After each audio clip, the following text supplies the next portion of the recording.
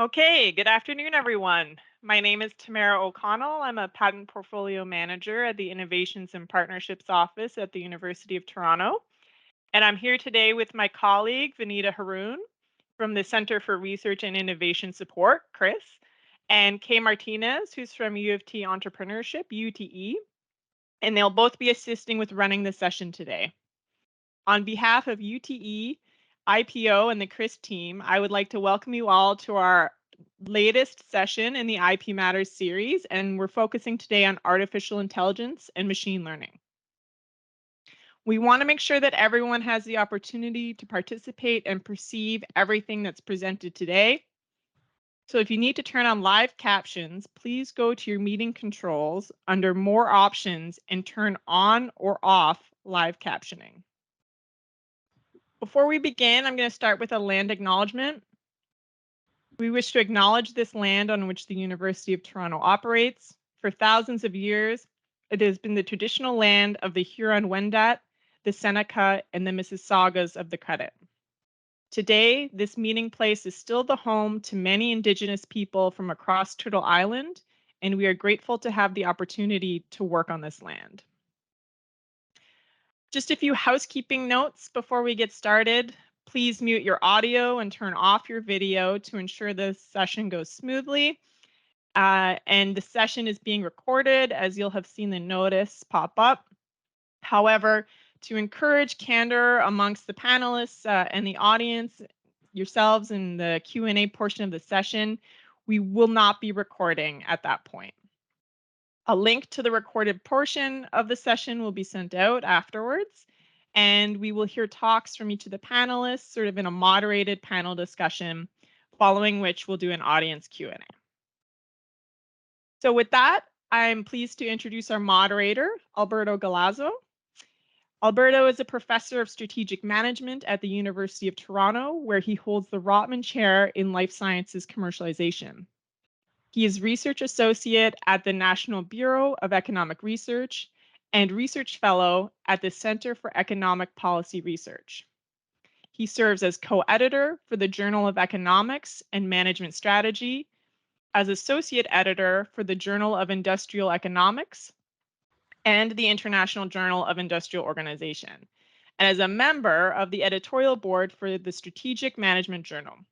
His research agenda focuses on the determinants of innovative activity, the management of innovation, and the functioning of markets for technology.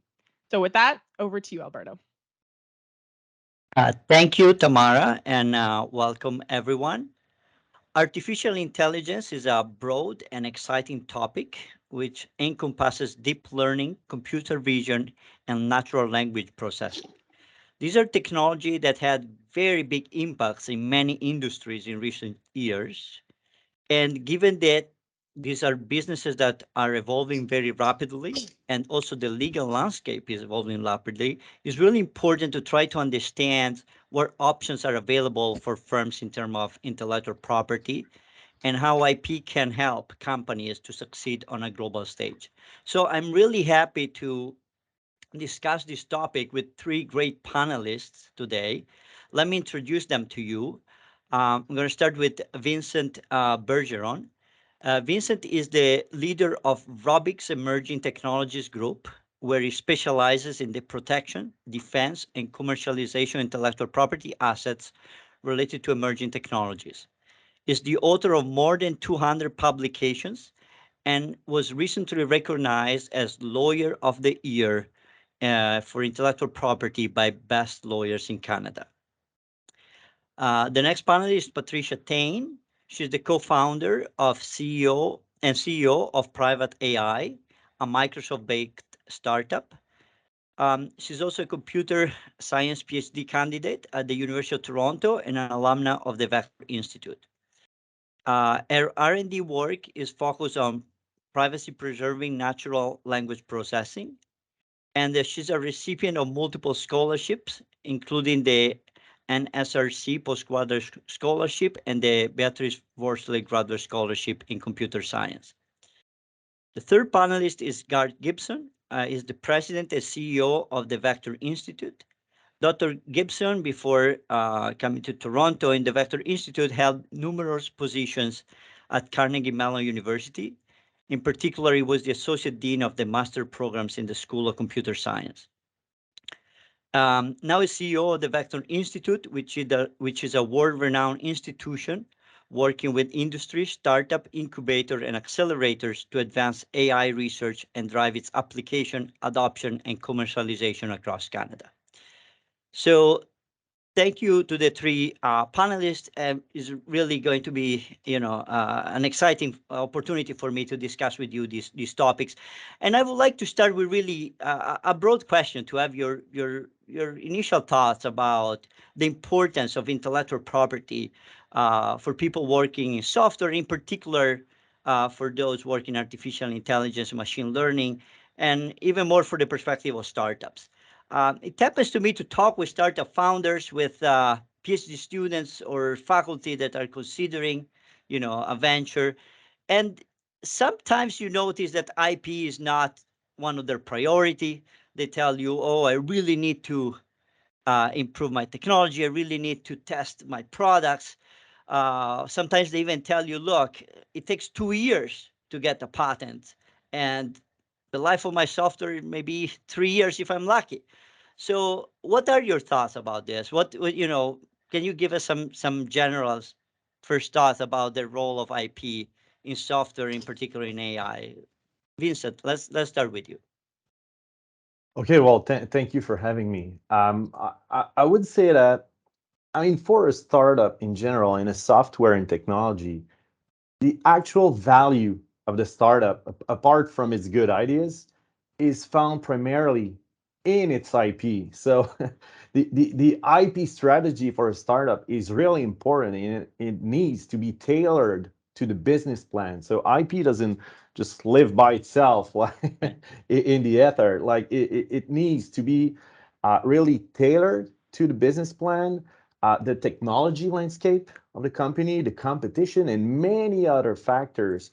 So sometimes you hear the myth of like, oh, well, patents are useless because I will not be able to defend myself. Like, and to that I answer, of course, you're right. You will not, not at this point, and not for a foreseeable future.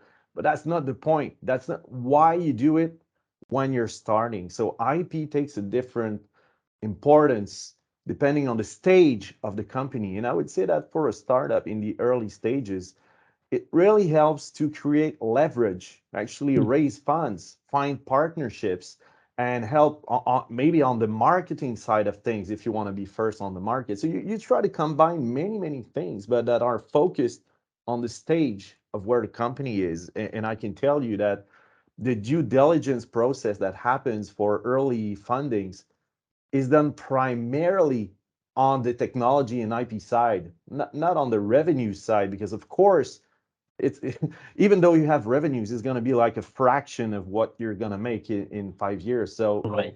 really, that's one of the most important things for a startup. Right. That's a great point, and the idea that a patent is an asset. It's like, It is. as a startup, you don't have plants, you don't have equipment, you don't have much, but you have some piece of And if property. for an investor, it comes down to, well, I've seen many good pitches and from founders. Now I hesitate between two. One which has a great idea, great product. The other one, great idea, great product.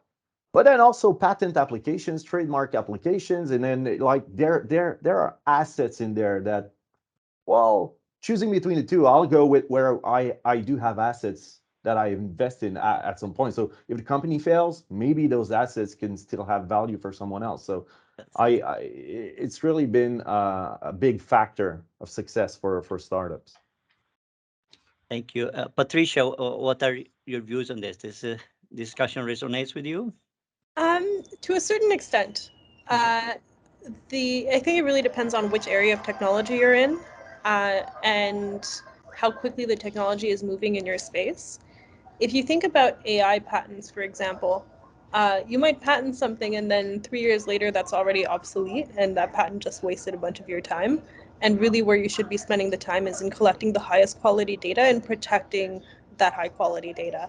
But then where patent might be super useful is in the system architecture that you're thinking about. So what that means is, for example, how is a computer communicating to a server, or what is the process of the data flow like? Is there something different in the way that you're thinking about that, rather than necessarily the nitty-gritty of the algorithms?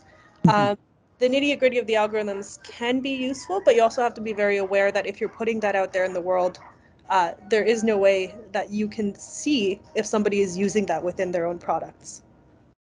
Okay, that's it. And I'm going to ask you later in the discussion some of your experience really with private AI and how you navigate this. But is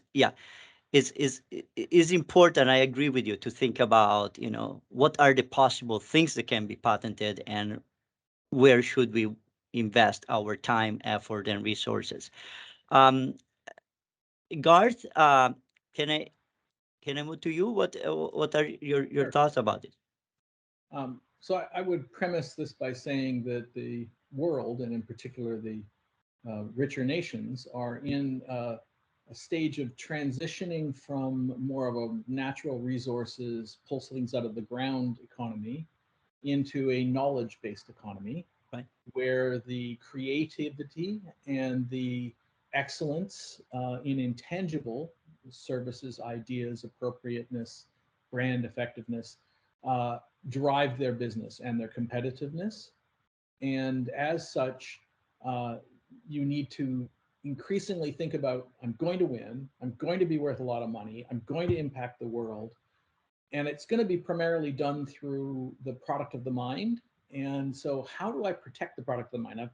I own the land that I'm residing on, or at least I have a long-term lease, so I'm not that worried about that one. How do I protect the output of my the brilliance of my employees?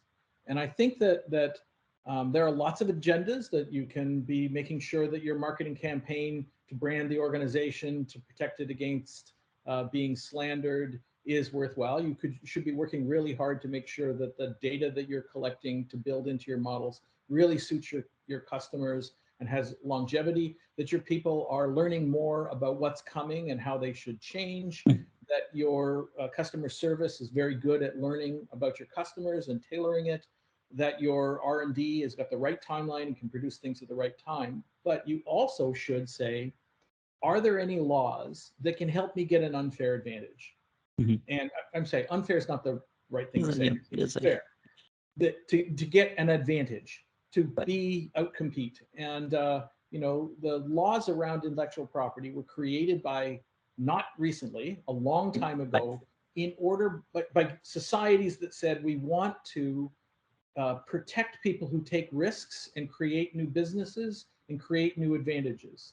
So if you go out there, spend your time and your intellect on finding a new machine that can do something better than the last one, then the government wants to protect against your competitors just copying what you're doing and getting all the benefit of your investment without having paid for it. That's the premise of intellectual property. And we do that by saying that you have one of a few tools to apply. You should know about all the tools and you should use them appropriate to your product and your time, but you shouldn't wait until you have made all the major decisions in your business before you think about how you're going to protect it. That's great, and I agree, and I totally agree with you that it's important to think about that as property, and important to think about it as a reward. Like the government can give you grants, but can also give you reward in the form of you are the only one that can sell this particular product for 20 years. It's like another way to say, I need to use this possibility, this resource. Now. Let's move a bit more on more specific topics now. Vincent, you really are the legal expert here in the panel. Can you tell us a bit about the options that someone working in AI has in terms of intellectual property? IP covers a lot of things. It covers patents. Yeah. Sometimes people will talk about software protected with copyrights. There's also the idea of trade secrecy. Can you give us a brief introduction to these things and also tell us how you help, your clients to think through about this option and design an IP strategy? Yeah, sure. And I mean, this might sound very counterintuitive, but patents really take a backseat in the overall IP strategy for software related technology. So everybody's always talking about patents, and I did at first because that's what always comes to mind when you think about IP for a company, like the first thing. But I mean, it's not the only thing, and it really takes a back seat because, sure, filing an application is important if you meet our requirements for a software-related patent. So that's great. I mean, if you can do it, you'll do it, and for all the reasons I said, it's gonna be a leverage for funding the company. It can be a leverage for subsidies. That if you commercialize Canadian IP outside of the country, so all good. But where it gets really interesting and more complicated is that you actually need to take into account all IP rights for software. So that includes, of course, copyright on the source code. That includes the trademark. If you have an app, like there is no IP protection for an idea. So what you get protection for is the actual way you do it. So the best example I always give is Uber was the first with an app that people can drive other people all around. Mm-hmm. And then that didn't preclude Lyft in California to start another company doing the exact same thing, but with different technologies, different trademark, different patents, different everything. So there was no IP protection for general idea. So you need to have a strategy that involves the copyright, that involves trademarks, that involves maybe industrial designs on specific interfaces that are really important to you, and of course patents. So I mean, that's just the start. Like, you need to deal with all of it, but then you also need to take into account scientific publications that might have dealt with some of the technology you're implementing. You have to deal with open source software. We're going to talk a bit more about it in a few minutes. And to top that, data is an important part of most of these technologies, either as input, as training materials, or as output. And the fact that data is labeled as open data, it doesn't mean that you can do anything with it. It's always attached to a license, and most often a Creative Commons license for data sets. And I mean, the most common problem we see with technologies coming out of universities is that researchers will sometimes use data sets that do not permit commercial use. At some point, they don't really care because it seems okay for fundamental research, but when the technology is then licensed out on the market, it can cause a real problem.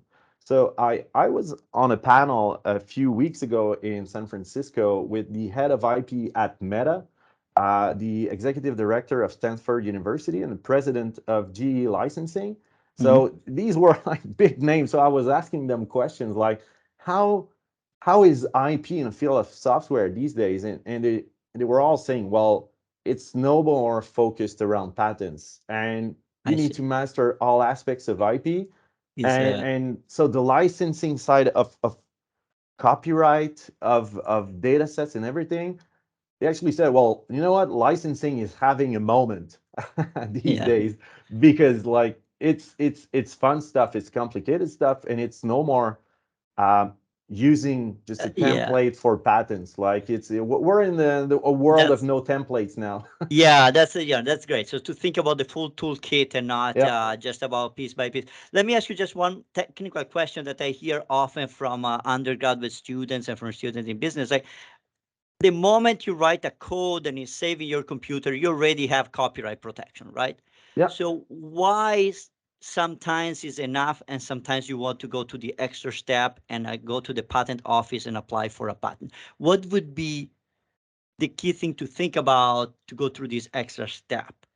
Well, first thing is that, I mean, patents and copyright cover very, very different things. Okay. So copyright covers the actual expression of the code, like the lines of code themselves are protected under copyright. So someone who would build a competing software with different code, like someone starting from a blank page and coding something that will have the exact same functionalities as the first software, but if they do it with new code, they would not be in copyright infringement because it's not a copy of the actual code.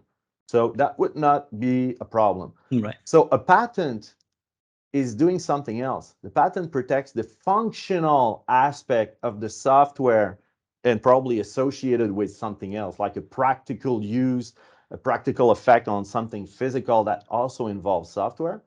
So a patent protects the functional aspect, while copyright will never protect the functional aspect. It will just protect the lines of code or the design of the interface. So that's why you need to have a good IP strategy to focus on all these many different parts of the technology that you're building. That's great. So breadth is a broader strategy, more expensive compared to a narrower strategy. It is cheaper.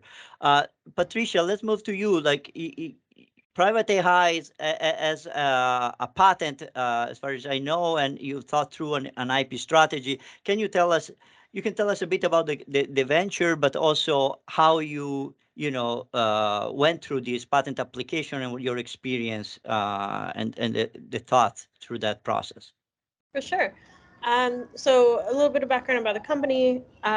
We have the best system in the world for identifying, redacting, and replacing personally identifiable information within unstructured data. The patent that we did get is actually more on the cryptography side, which is something that we might use eventually. And I'd like to distinguish between, or point out that in certain fields like AI, for example, if the inventor of the or the inventors of the LSTM would have patented the LSTM, in a few years the transformer models would have taken over. But in a field like cryptography, it moves a little bit slower than AI, and it's mainly based on more. I think that you could look at it as a little bit more like traditional inventions that will keep you safer for longer if you patent. With regards to how we're treating the IP that we have now, mainly we're keeping it as a trade secret, and we're making sure that the data sets that we have collected and continue to improve upon are in a really secure environment, and limited access is granted to those to just the data team and the machine learning engineers. So can I ask you, like, this idea of trade secrecy, like for the students and the people in the audience that are not so familiar with that, what does in practice mean to keep part of your technology as a trade secret? In practice, so we are going through the process of making it more officially a trade secret, but in practice, it's making sure that you have the right paperwork in place to show that it is a secret, that you've set the right limitations as to who has access to different parts of the system. And Mama? Yes. Can you sorry. And yeah, I think Vincent will probably be able to give a better explanation than I can. But I think those are the main ideas. And how early in the process did you start thinking about IP protection? And what was the role of mentors of the company in shaping your IP strategy? Very early. Spoke to lawyers within Europe, within US and Canada, and got a lot of advice from them. Part of it, I mean, while we were patenting the homomorphic encryption algorithm, or the homomorphic encryption system, you can't really patent algorithms. That's actually not going to get approved. You have to patent a system. Learned a lot through that process, and that was mainly done with a patent lawyer who had a PhD in computer science, who had done previous homomorphic encryption patents from IBM. Sorry, not IBM, MIT. Then at that time, probably around pre-seed, started looking at what the patenting process would be like for the AI systems that we were thinking of building, and the whole privacy systems that we have in mind, and still considering patenting the systems that we're thinking of building. But for the AI systems, the modifications that we've made to the models, those are, if we were to patent those, we'd have to probably patent them in Europe as well, because we sell in Europe. And European patents require very detailed explanations of what is happening, to the extent that you have to be able to recreate the system with what you put down on the patent. Yes. And that seemed too risky. So one consideration is maybe just get a US patent, maybe just get a Canadian patent. But it's with the rate of technological innovation, haven't really found the reason just yet, other than looking at it more of a systems view. Yes, that's great to know. And it resonates with a number of discussions I had with startup founders that mentors can be really important in helping you thinking about the global protection of your technology. There are, in principle, you can spend a lot of money going through all the different patent offices, going through the PCT global application scheme, but what is the right strategy for the company? Should I, go to Japan or not? These are really things for which someone with experience can guide you. Garth, let me move to you. You're really the CEO of a leading institution at the interface between university and industry. The Vector Institute has its own IP policy. Can you talk a bit about that? Not necessarily about the details of the policy, but in general, what were the goals that you and your team had in mind when you drafted an IP policy for an institute like that? Okay. The basic idea is that if you're working frequently with researchers, you are working with people that are generating ideas as the core of what they do, and that while many of them will not actually start companies and will be primarily generating their ideas in order to compete with one another for leadership in thought in the field they're in. And that might manifest with jobs and promotions, and it might manifest with consulting contracts, and it might manifest with starting a company. But overall, it is about being transparent to produce the evidence of why your ideas are good as quickly and as easily as possible. And a lot of what you hear about open source is about reproducibility. There's increasingly in the academic circuit suggesting that you really shouldn't get to publish something unless you can give enough information and open source code for other people to sit down and look at what you did. And this is pushing in the direction of making sure that when you do get claim credit for having presented an idea, you have really delivered it. Other people can verify it, it stands up, and they can learn a lot about it. This is a world in which your accomplishments are measured by you standing up and showing the challenge and showing the evidence and giving all the details. And just like Patricia was talking about the danger in the EU patent motion is that if you give everything, how to do everything in great detail, then you have to have your own commercialization strategy has to assume that you don't get much protection there. So that you will have helped them completely understand what you're doing. You might have filed a patent for some aspect of it, but you've also given them the most amount of information on how to bypass your patent because they have everything that you used along the way. And so that may be a brilliant strategy for advancing your career in academics and in research.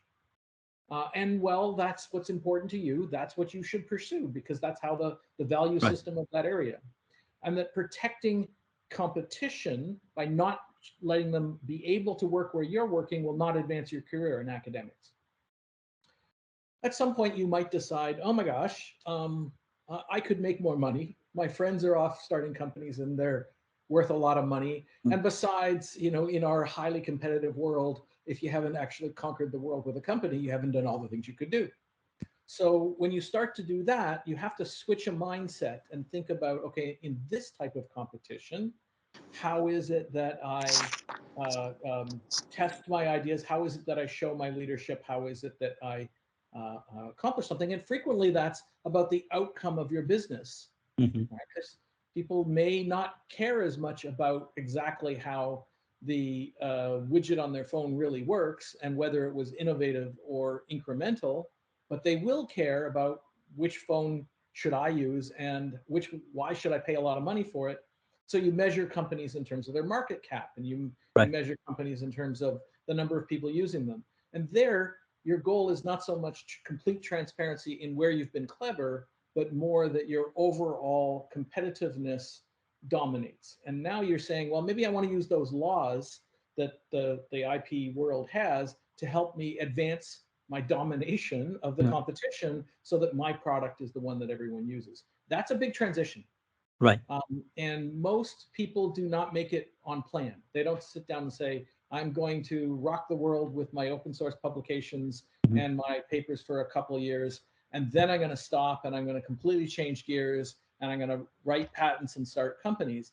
More or less, they're charging down one path, and maybe the world has some changes, or it gets boring doing the same thing, or they get tenure and maybe they want a new challenge. And you kind of wake up and say, no, I think I have the resources, the knowledge, the marketplace. I know the people that can really drive a good company. It's a great marketplace. I know more than others, and I think I want to turn that into an opportunity to commercialize. That transition has sort of already flipped, but most of the tools you have are the ones from the previous regime. Right. And so that transition is very difficult. I call it hygiene, intellectual property hygiene, or scientific hygiene. And so you start to need to think about things like, well, did I keep lab notes before? Or did I just sort of say things on chat and Slack and hope that the right people are listening? And when you start to say, well, who did invent this? Well, I talked to like 27 people at the last conference, and I've been working on it for 2 years, and I've gone to 12 conferences. The number of people that might have contributed to this idea is very large. So you have to start rethinking about your processes to organize effective use of your intellectual capabilities in this new marketplace. And there, it's not that you have to become a big secret keeper. It's just that you have to think about what you're telling publicly, what you're not. So that's great. So let me build on this, this idea of going from an academic mindset to a business mindset. I want to ask you a question, given your experience. You spent a lot of time in US, you had a big administrative position at CMU. Have you noticed any difference in this changing mindset between academics south of the border and in Canada? So .com crisis, the rise of Google and making your money in ads, but spending your money in building operational computers, the split between where your costs are and where your revenues are, and things like the innovation techniques in such as crypto have caused people to suddenly realize that there is a huge opportunity for small companies that are willing to be bold. So this has really fueled an awful lot of computer scientists in all sorts of different fields. And then AI, 10 years ago, the things that you could do in AI were fairly limited. And now, well, I don't know whether you've seen, but you can't beat a computer game at the game of Go. You certainly haven't been able to do chess for a long time. You may not be able to create art as well as AI can do it, and you may be able to finish symphonies better than a composer can do it. Right. So the ways in which our world has changed in responding to technology coming out of university intellect is very high. And let me ask you, so you were saying this idea of like changing the mindset from the individual perspective, like I'm a researcher and I start thinking about a company. There is a way in which we can think about that also, not from the individual level, but from the institutional level, like the institute I'm in, the department I'm in, like what can be done at the broader level to facilitate this change in mindset. I'll keep going for a moment here. The first thing you want to do is create lots of opportunities for people to informally start to learn. Some of them are going to take courses and sit down and be serious about it right away. But a lot of people just need to talk to people who've got a little bit of experience so that they can ask a few questions. If I get serious about, commercializing, what are the first things I need to think about? And who are the people I need to talk to? And what skill sets am I looking for?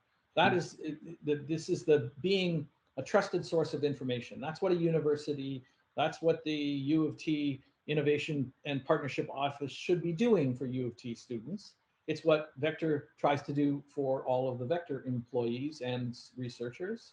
It's about lowering the obstacles, making it a little more familiar, giving them a chance to improve their hygiene on the way they do things.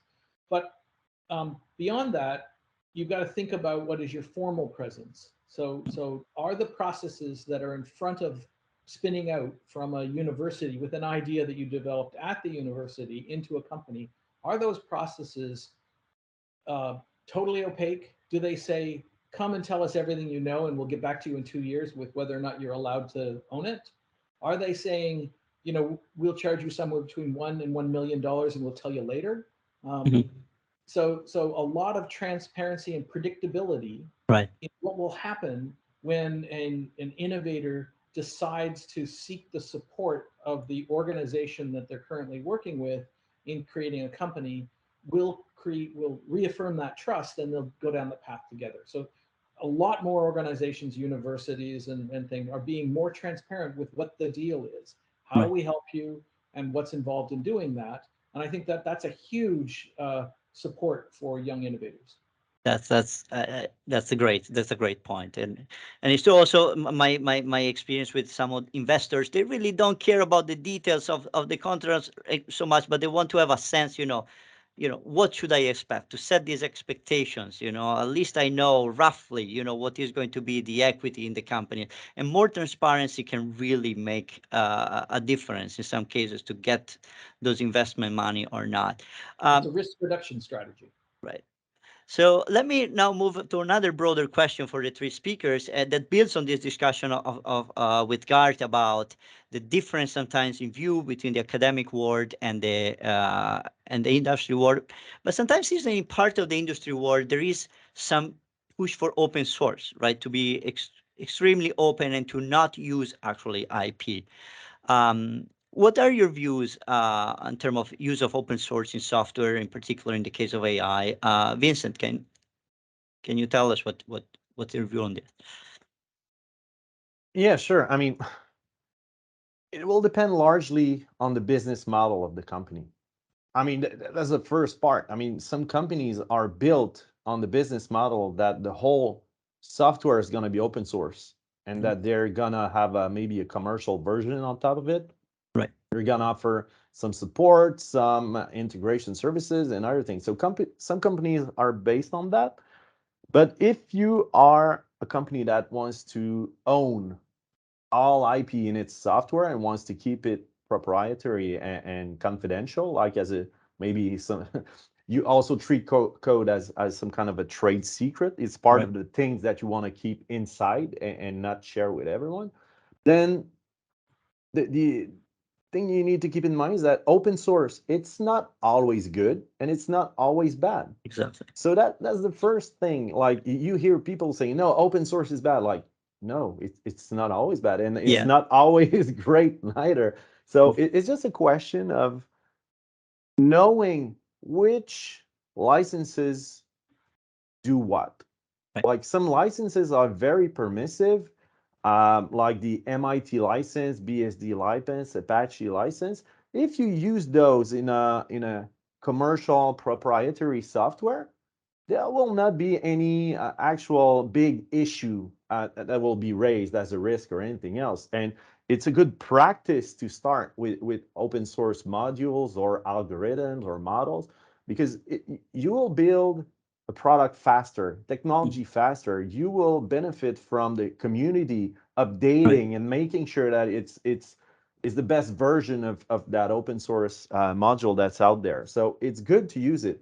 Now, when it can become bad is when you include some licenses that can have very harmful effects. And when I say harmful, it depends on the side from which you take it. It's very, it's very, I mean, you get down to emotions sometimes. Yeah, sometimes almost religious, right? People are saying only open source or never open source. Yeah, but when you come down to some licenses like the GPL licenses, either version 2 or version 3, or even AGPL for SaaS software, And I mean, I'm gonna oversimplify here, but Yeah. really oversimplify, but having code that is licensed through GPL or AGPL in the core of your software can create some very adverse effects. And in some instances, you would be obligated to actually publish all of your proprietary source code online. It's not all, it's more complicated than that, but that can lead to that.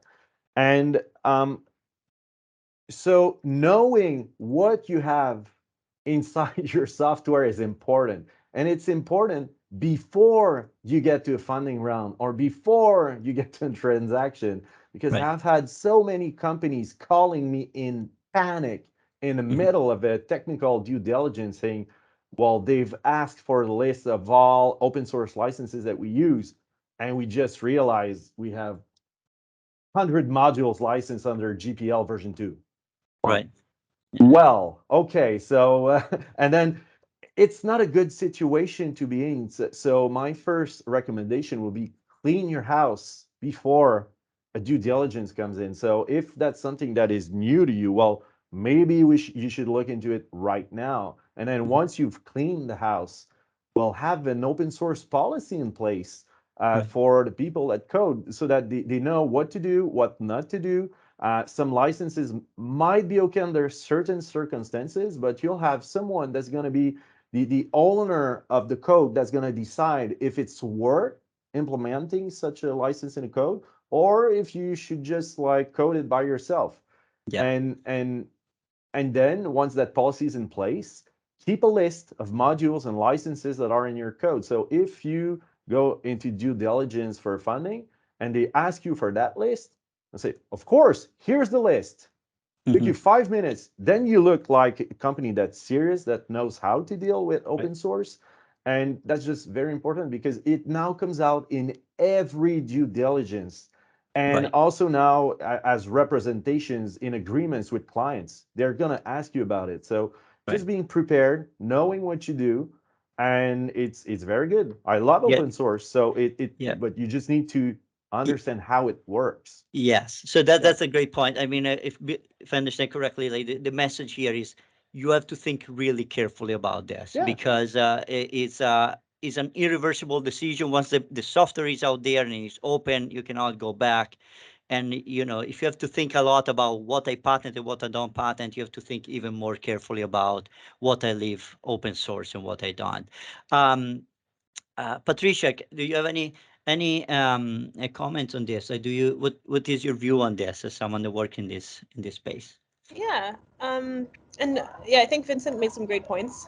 A lot of people don't learn schools just don't teach, as far as I know, how licensing works. And so you learn this by trial of fire when you go out in the world.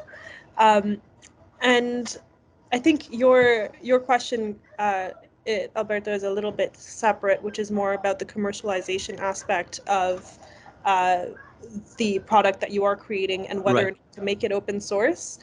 I think it depends on so many things. Are you able to create a product on top of it that can be a premium product that you can then sell as a software as a service? Or are you going to be using this to create a services company on top of your open source product? But also another key thing to remember is that that community that gets created around those open source code products, that the success stories are probably an exception, not the norm. So you might not have a strong community that's supporting your product, and all of a sudden these companies can come in and also use your code, maybe for commercial purposes, and not use your services. Might not care about your premium version either. So it's really about gauging whether you can create that community in the first place and what business model you're going to put on top of it, and understanding how the funding climate is at the moment, or how much money you have in the bank, how much time you have to build up that community before you get to proper commercialization of the product. Can I ask you, so sometimes talking with people operating in this space, I know that it may make a difference in terms of talent. If you need to hire people to work in your company, some people really care about whether your product is open and or not. Is this something that you notice in the industry? Is it something that it happens to you, or is not something as common as some of Um, this? I mean, I'm sure the ones who are looking for open source communities to contribute to and become developers that are paid in are not applying to the jobs that we post. So it's hard to tell how much of a percentage of those people we're missing out on. But ultimately, a lot of people are after an interesting job. There are people who are very adamant about, I believe in open source and I will only work in open source. And what about like a contribution to the open source project as a way to show you that they're good enough to be hired in a company like yours? Can it be a signal to? And absolutely, anything on GitHub that shows high quality code, that shows that you can think about debugging properly, testing properly, clean, commented code. Open source contributions to open source projects are always welcome, especially if it looks good. If it's not good, Okay, that's of course, that's is the cost and benefit of transparency, right? You can you show your strength and what you're not strong on. Vincent, Garth, sorry, let me move to you. From the perspective really of someone like you that manage a big institute with a lot of faculty, sometimes there are also in terms of faculty some very strong views about open source, right? And about the fact that academic freedom equal open source. Have you seen some of this view? Have you discussed some of this view? What is your reaction when you hear someone very strongly supporting this type of positions? Well, so you're right that it is often held as philosophical context, but Yeah. you only have to roll the clock back 30 years before we were in a situation where it kind of for a while seemed like there was no point in learning about operating systems design because there was only a couple companies in the world that could make any changes in the code in the operating systems. And so, unless you were choosing a career there, why would you bother? And then we had Linux come along, and Linux said, we're going to follow an open source direction. And that let a lot more people imagine a career in which they were going to be able to work in the operating system and be recognized for their contributions for understanding aspects of that. So it became a career strategy. I can advance my career. Now, if I really work in open source, the next company I work for is going to hire me for my open source skills. I will be using the same tools that I've built a lot of experience with. So I'll advance my career more strongly. If I have to go to scratch with each new company and I switch languages and new coding environments and so on, I will kind of be a newbie again, and I will advance my career more slowly. So I think that there's a self-interested aspect of open source. It's also the case that we advocated strongly in the security world that closed source is risky because companies might choose to let 3 people see everything and not more, because that keeps it the most closed. But now their mistakes have huge consequences for everyone. Where open source has a billion eyes on it all the time. So if there are mistakes in it, it's expected that they're discovered more quickly and more contributions to fixing them. So it's perceived that open source is a more secure, safe, predictable environment. It's also changing all the time, so that has its own cost issue. Yes. So those are all true. And in that context, the academic competition I was talking about before tends to say, well, we should do the same things, that the science should be open and recreatable and inspectable at great depth. And that brings open source into an open science context. But I do want to point out that from a legal structure, open doesn't mean the same thing to all people who hear it. Quite often people think open means no boundaries, you can find Free. it, you can use it, you can modify it, you inherit no risk, you pass on no risk. But most open source arrangements, probably what you should say is there is a path to getting into it. There are ways you're allowed to use it. There are constraints on it. There are ways in which you can make changes. but they're all embedded in this license. So the open source doesn't mean it's no license. In fact, the open source licenses, as we've been hearing, are some of the most complicated and in some sense the most constraining of the licenses you can face, because you can see something, but then they tell you how you're going to run the rest of your life now that you've looked at it, Yes. or if you use it. So licenses can be very powerful even when they're open. So we talk about the fact that open source is not a constraint on what you do things. It's just another set of things you need to understand, and as you are planning the path so that you have the maximal effect. If you are an open source company, you get goodwill to attract engineers that like open source. Yes. You get goodwill from the security infrastructure that they can inspect what you're doing. Yes. But you might have a strategy that's multidimensional. For example, you might decide that since I'm going to use the transformer model for my natural language processing thing, I'm just going to publish the software that implements the transformer, or maybe I just use one that always was open, so I didn't have to pay to create it, and therefore everyone can see it. But I keep my data very secret. It's very expensive to gather in that data. I can't easily protect the data in North America if I let other people see it. And I'm the only one that has invested enough money to have got enough data to be able to produce the best model. So I'm not going to share that. But I still want to also patent, so I deliver this through a tool that has an application space, and it shows up in a device that's in your hand or in your car. So I'm going to patent the way that device serves a business purpose in that vehicle using open source software and trade secret data. That's right. Yeah, so we're going back to essentially the theme that came out earlier on, that is the idea of thinking about a toolkit and not thinking about only patents, only open source, only copyright. The best IP strategy are really considering a mix and thinking through the right mix. Vincent, I want to ask you something, building on what Garth discussed. We received some questions from the participants before the panel, really thinking about this idea of data sets, right?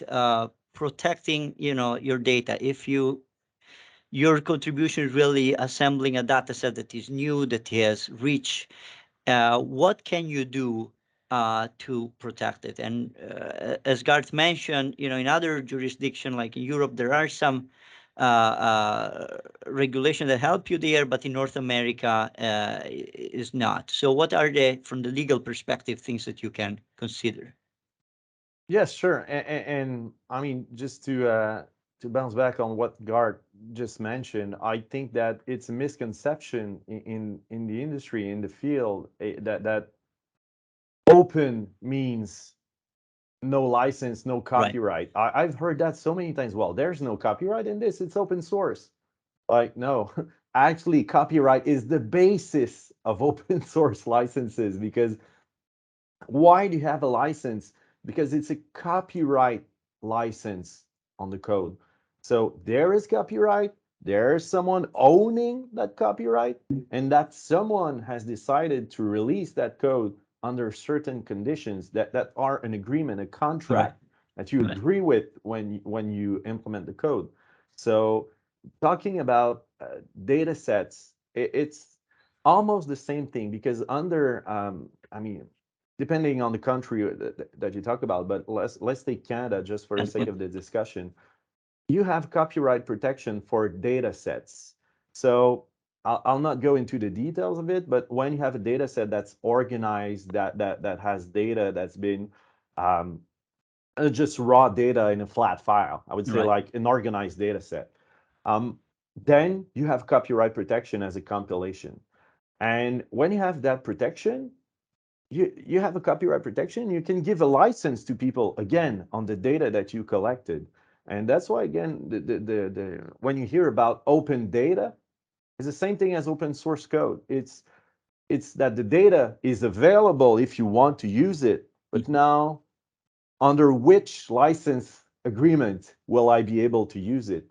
And again, that's a misconception that you can do anything with it. So some data sets will not let you use it for commercial purposes. And again, that can become a problem when doing academic research on data sets that will let you use it only for non-commercial purposes. So doing research, that's not a commercial activity per se. But then when you license it out on the market, you'll have a problem because you'll be in breach with the license I see. of the data that you used in the first place. And one thing that I want to focus on is how difficult it is to actually negotiate everything around data before you start working on a project. And most people will start asking those questions when the research is done, when you see the value in the product. Wow, this is working. Because most of these projects will involve many people, maybe two industry people, two companies, a university, a researcher, someone else. And then so everybody, let's talk about an AI project. Everyone will come with their original data sets, which they might own the copyright. And you might also put in the mix some open data sets for which the copyright is going to be owned by someone else. Mm-hmm. So you have all of these different stakeholders there. Now, to do the project, they'll need to improve the data sets. They'll need to label them. They'll need to rearrange it for it to work. So then you have an improved version of all data sets. It's another layer of IP just there. Right. And then you'll take probably, let's call a vanilla AI model somewhere that's open source that you say, oh, this is a good start. So someone else owning IP in the project, like that's an open source project, but the copyright is somewhere else. Yeah. Then you're going to maybe improve that AI model by building different layers or things that you want it to do. So another layer of IP. And you're going to train the model with data. And you're going to have in the end probably a trained model. Again, other layer of IP, and then it's going to generate output. Right. It's going to be probably another layer of IP. And for all of these layers that I mentioned, there could be one or multiple IP owners. There could be many exclusive or non-exclusive licenses for all of these layers. And when it's negotiated after a technology has been developed, it most often will lead to litigation when it could all have been negotiated in the first place. Problem is, knowing what you actually need to negotiate is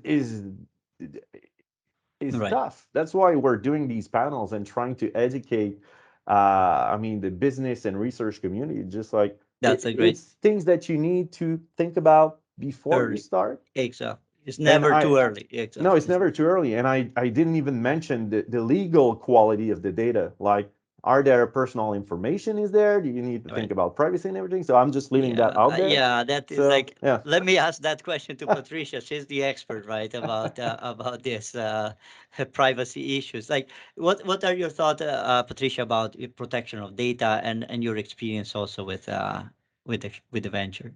Right.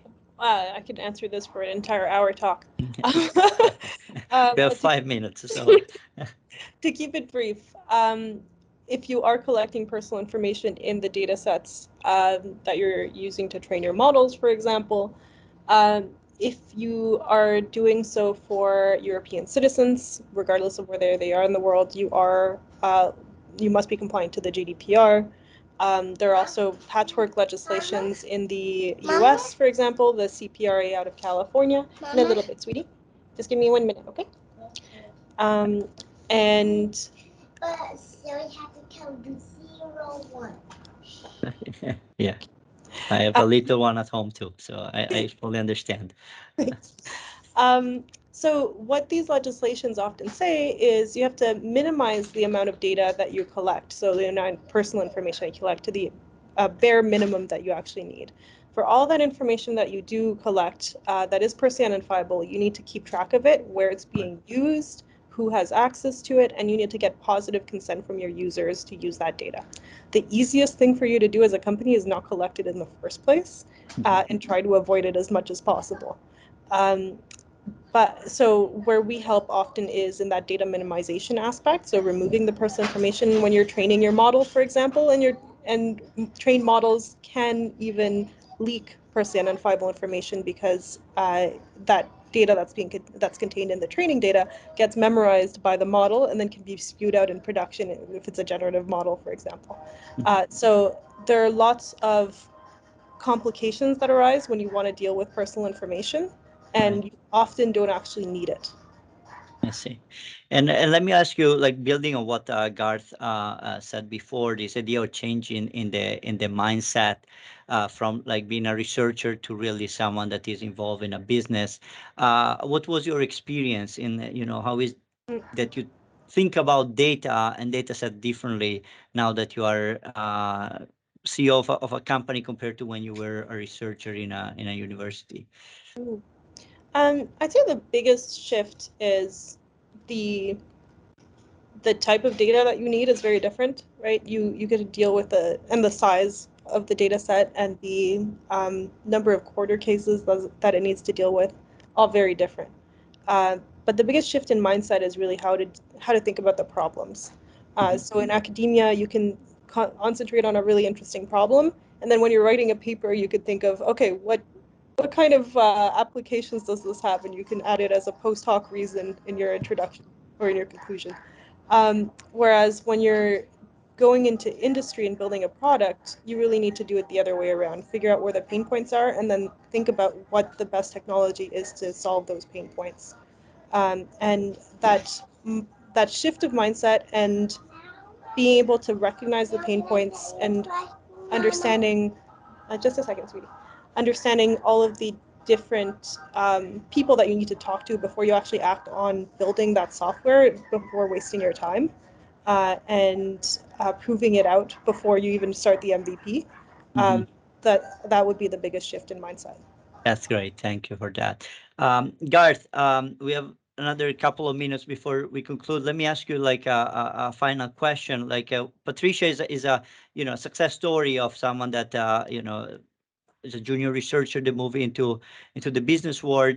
And in our audience, there are quite a few of undergraduate and graduate students that probably are thinking to do something like Patricia did. What are few advices and recommendation you would have as someone at that stage?